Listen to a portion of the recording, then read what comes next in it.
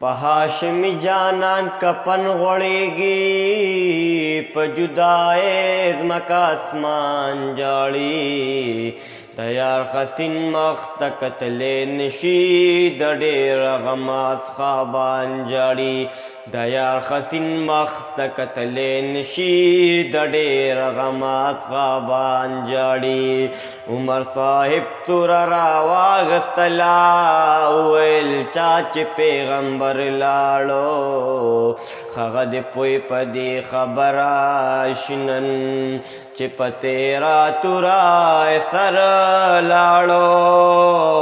او محبوب وفات نه دی ژوندی دی غورې، صرف دنیا نه بشر لاړو. په مدینه کې یو غوغا جوړه شوه، په مدینه کې یو غوغا جوړه شوه، نر ښځې ټول زاړه ځوانان جاړي. په هاشمي جانان کفن غوړېږي، په جدای ځمکه اسمان جاړي. د یار حسین مخ ته کتلی نشي، د ډېر غمه خوابان جاړي. په مدینه کې یو قیامت جوړ شو، په دې کې حضرت بلال راغی. په جانان پړ مخې ور پرېوتلو، غم پې د یار د سپین جمال راغی.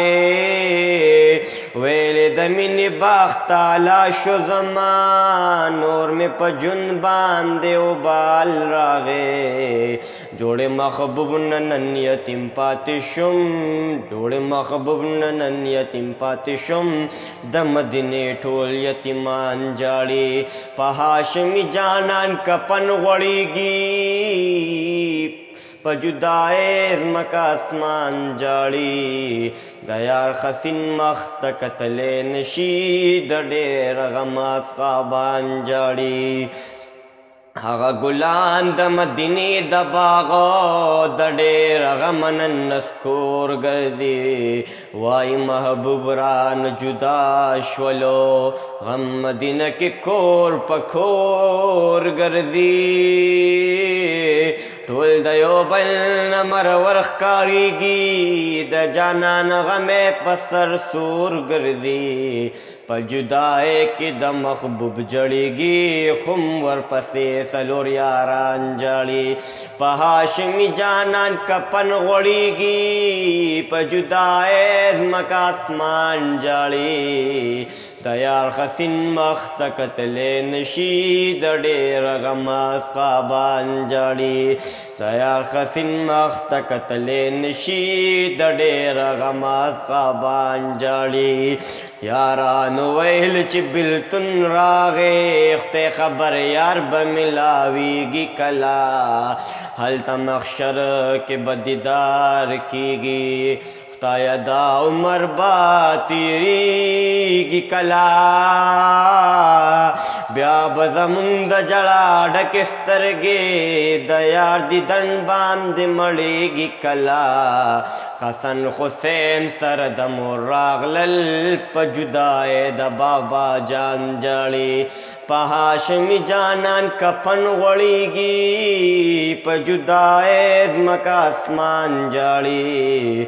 د یار حسین مخ ته کتلی نشي، د ډېر غمه خوابان جاړي. د ډېر غمه خوابان جاړي.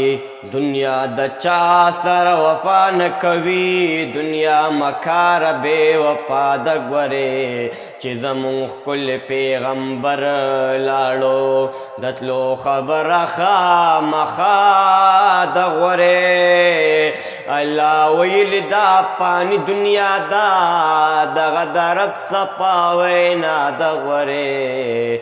عمر رحمان ته یوازې نه یې، یار پسې ټول واړه جهان جاړي.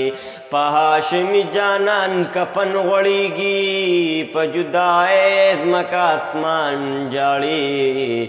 د یار حسین مخ ته کتلی نشي، د ډېر غمه خوابان